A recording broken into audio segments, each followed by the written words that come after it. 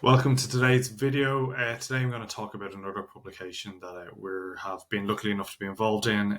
You can find it here on our citations page. So a paper with a first author.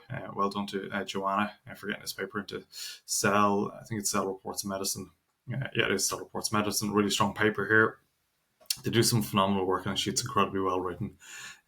So I'm delighted that some Assay Genie products have made the study and actually provided help and actually get some really interesting results. So if I look at a paper here, so Cell Reports Medicine, it is free to download, which is always really nice. And if we scroll up a bit further in the paper before we look at how Assay Genie was involved, what Ed Lavelle's group here does in the work by Joanna and some great other scientists on the paper, using this adjuvant C100. They're able to show very clearly, and if you take a look at the abstract, that using this adjuvant, they're able to actually promote the STING pathway, so stimulator of interferon gamma genes to inhibit tumor growth and also synergize the use of their adjuvant with an anti-PD-1 antibody, so an immune checkpoint inhibitor. So really strong work here and a lot of promise here down the road for intratumoral vaccinations, actually managing inflammatory pathways to kill cancer cells. So I was really excited to see this paper. So if you scroll into some of the results, just this sort of study work of this is that injecting mice, and they find that using their adjuvant, first of all, is that in their Kaplan-Meier curves that they can actually slow down and actually prevent, in some cases, actually the death of the mice. So some really good work here, which was a great start to the paper. So the adjuvant alone was a very good way of actually activating anti-tumor inflammation pathways. So really good work here.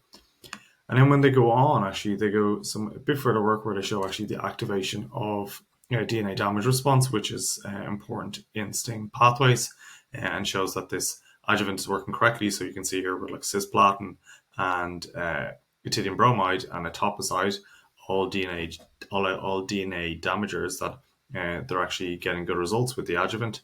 And then we go down further, we get the synergistic response, where they show that when they do the anti-PD-1 antibody, so let's inhibit the immune checkpoint here, plus using the adjuvant, that they actually see a longer survival in these mice. So a really great synergistic response here, and a huge opportunity to further this study to actually see will it have any benefits in humans. So it's a really good paper. The strength here is that C100 is biocompatible, it's stable, doesn't trigger harmful inflammation. It boosts checkpoint inhibition. So, there's a great range of drugs you can use with this on the market, and it works through a CD8 plus T cells model. So, the immune's elite killers. And I think what's really even more exciting here is that C100 activated mitochondrial stress and STING in human THP1 cells. That's the first step in really bridging human to mice. So, there's a huge potential for further research at the study. And no, Ed is going to try and push this work a lot harder. So, great for the group, and great to see this type of work getting done.